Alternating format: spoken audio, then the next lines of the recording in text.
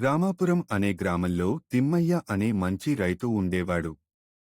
అతనికి ఇద్దరు కుమారులు, రాము, సోము. ప్రతిరోజు వాళ్ళు బడికి వెళ్తే తిమ్మయ్య వారికో రూపాయి చొప్పున ఇచ్చేవాడు.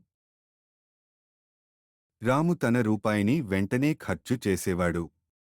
కాని సోము మాత్రం తన రూపాయిని ఖర్చు చేయకుండా దాచేవాడు.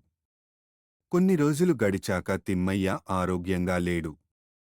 ఆసుపత్రికి వెళ్ళాలంటే డబ్బు అవసరం. ఇంట్లో డబ్బుల్లేక తిమ్మయ్య బాధపడుతున్నాడు. అప్పుడు రాము, సోము నాన్నను ఎందుకు దిగులుగా ఉన్నావని అడిగారు.